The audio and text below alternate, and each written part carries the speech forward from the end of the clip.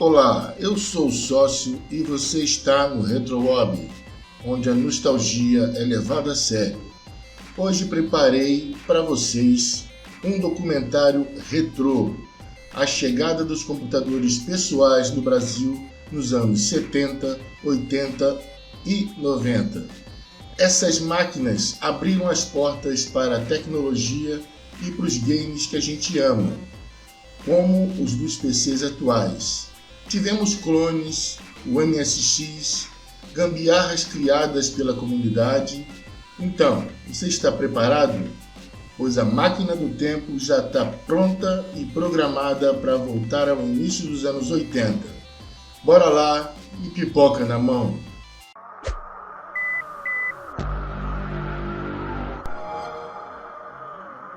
RetroWob. O primeiro computador no Brasil antes dos computadores pessoais. Antes dos PCs pessoais, o Brasil já usava tecnologia. O primeiro computador a chegar aqui foi o Univac 120 em 1957, comprado pelo governo de São Paulo pelo Departamento de Águas e Esgotos. Era um monstro, 2,44 metros de altura e 3.175 quilos, e custava na época $100 mil. Só fazia cálculos de consumo de água e era operado por engenheiros do ITA. O primeiro computador criado no Brasil foi chamado de Patinho Feio em 1972.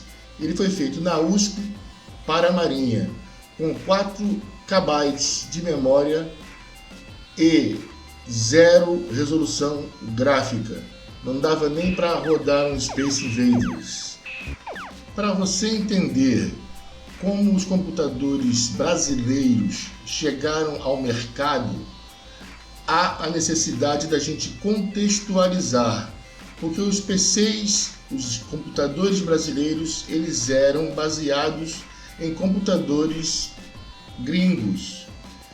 E, devido a uma lei de reserva de mercado de informática, que foi oficialmente a Lei Federal 7.232/84, ela foi sancionada em 29 de outubro de 1984 pelo presidente João Figueiredo, o último presidente do regime militar brasileiro, que durou entre 1964 a 1985.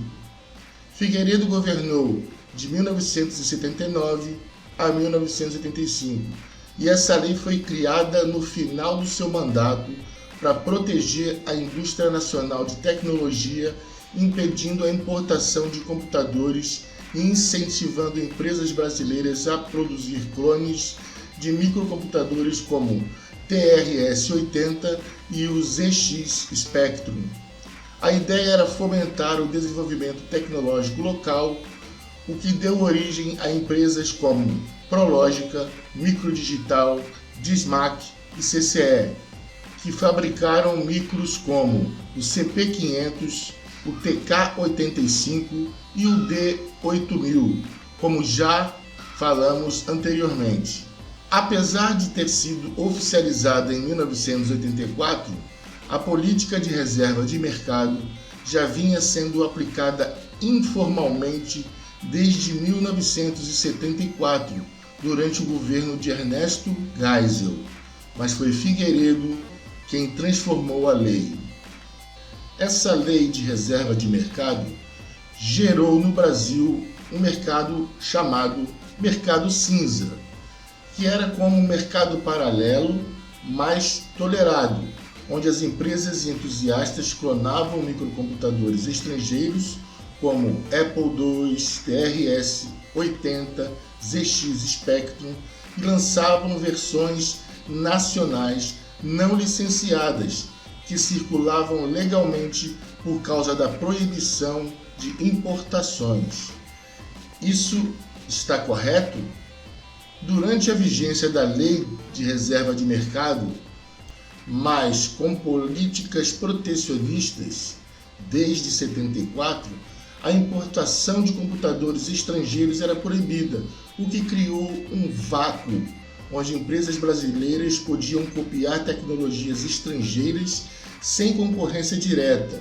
Esse mercado era o chamado mercado cinza, porque não era ilegal no Brasil, já que as empresas estrangeiras não podiam atuar aqui, mas também não era totalmente regular, já que muitas vezes envolvia cópias não licenciadas. Essa prática gerou uma geração de programadores e engenheiros no Brasil, pois muitos desmontavam, montavam e adaptavam esses sistemas. Porém, também atrasou o país no acesso a tecnologias mais modernas no mundo, sem contar os valores que eram praticados no Brasil serem mais caros do que os praticados no exterior com seus consoles e seus aparelhos originais. Vamos exemplificar. O TK-85 da Microdigital, ele é um clone do ZX81 da Sinclair, não do ZX Spectrum, que é o clone do Spectrum, que era o TK-90X e o TK-95. O TK-85, lançado em 1983, era mesmo um clone do ZX81, com 16 KB de RAM, um gabinete robusto. O Apple II, que tinha como seus clones o Unitron e o TK-3000, ele foi clonado no Brasil pela empresa Unitron, que também lançou o Mac 512, que era um clone do Macintosh, não do Apple II, mas a ideia de clonagem é a mesma. E a Microdigital, que produziu o TK-3000-2E, um clone do Apple IIe, lançado em 1985. Esses clones eram comuns por causa da proibição das importações. O CP500 da Prologica, lançado em 1982, era um clone do TRS-80 Model 3 da Tandy, usado em escolas e pequenas empresas, e também tinha o modelo que era o CP300, que era mais doméstico. Tinha também a reengenharia reversa, que diz que sistemas e software eram copiados via esse método, desmontando chips e códigos, e empresas brasileiras como a Prologica e Microdigital desmontavam os micros estrangeiros para replicar seus circuitos e sistemas operacionais, já que não tinham acesso às licenças oficiais. A linha da Prologica, CP300, CP400 Color e CP500. A Prologica foi gigante nos anos 80, graças ao empurrão da lei de reserva de mercado. O CP500 de 1982, como já mencionei, ele era um clone do TRS-80 Model 3. Ele vinha com um monitor embutido de 10 polegadas.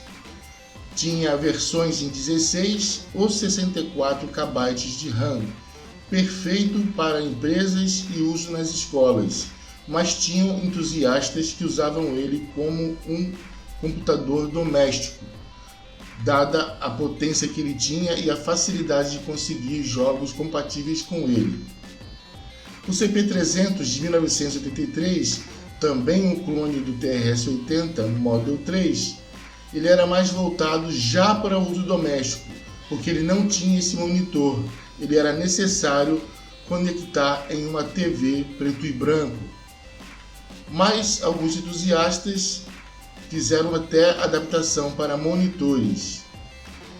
Em 1984 veio o CP400 Color, que foi um clone do TRS-80 Color Computer 2, com teclado chiclete colorido, nas cores branco, vermelho, verde e azul, desenhado pelo italiano Luciano De Via.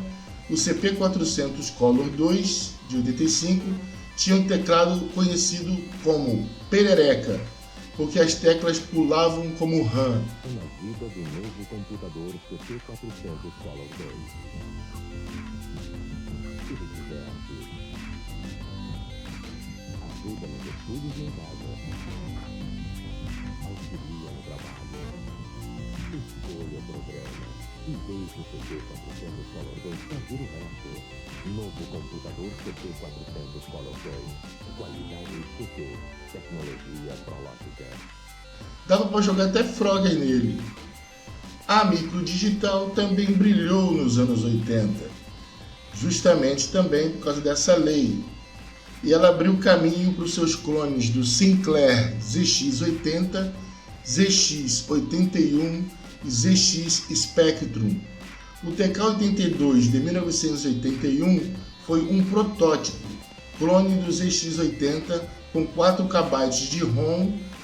Já o TK-82C, também de 1981, era clone do ZX81, com teclado de membrana e um processador Zilog Z80A rodando a 3,25 MHz e tinha 2 KB de SRAM. O conector para joystick era igual ao do Atari 2600. Dava para jogar um Space Invader legal nele, apesar dos gráficos serem muito grandes.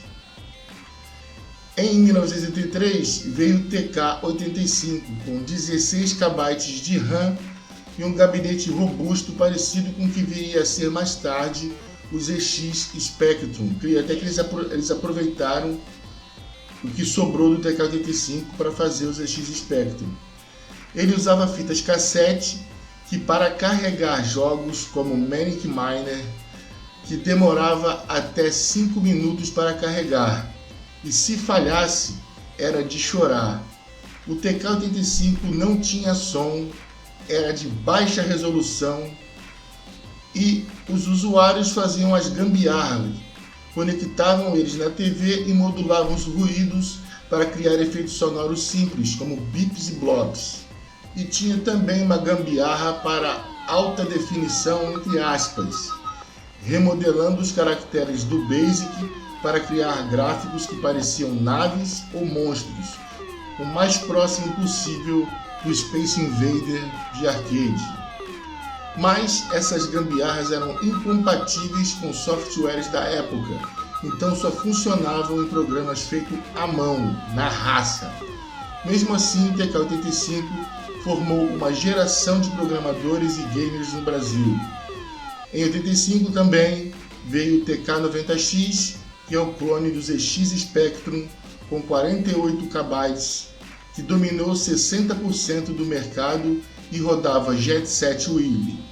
E o TK-95 de 1986 ainda era mais bonito e tinha um teclado semi-profissional, design inspirado no Commodore Plus 4 e maior compatibilidade com o ZX Spectrum, mas chegou tarde e vendeu pouco por causa da chegada do MSX.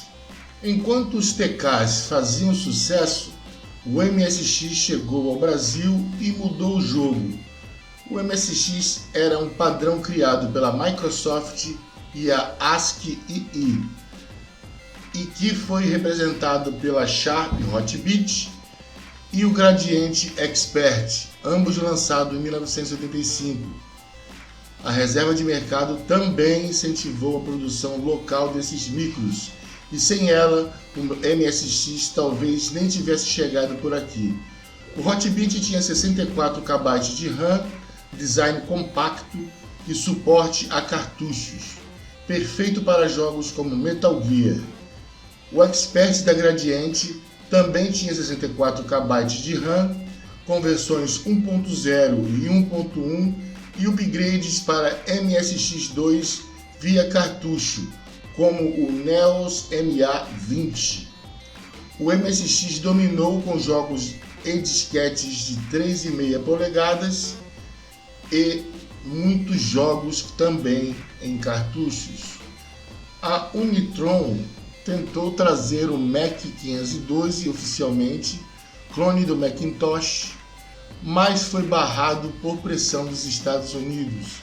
E a Dismac trouxe o D8000, que era o clone do TRS-80 primeiro, que foi o pioneiro em 81.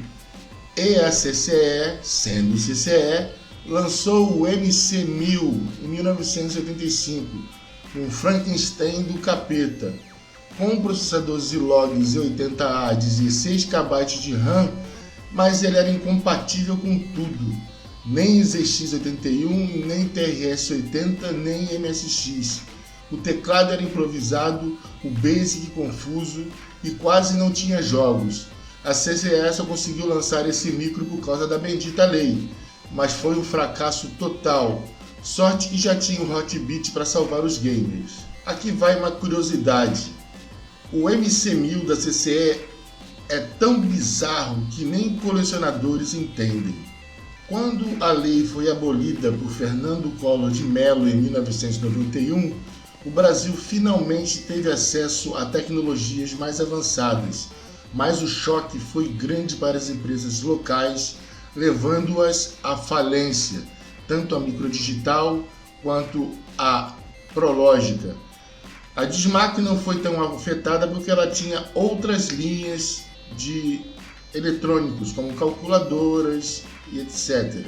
Com o fim da Lei de Reserva de Mercado, o Brasil finalmente teve as portas abertas para multinacionais, como a Apple e a IBM. Os clones sumiram e o mercado mudou.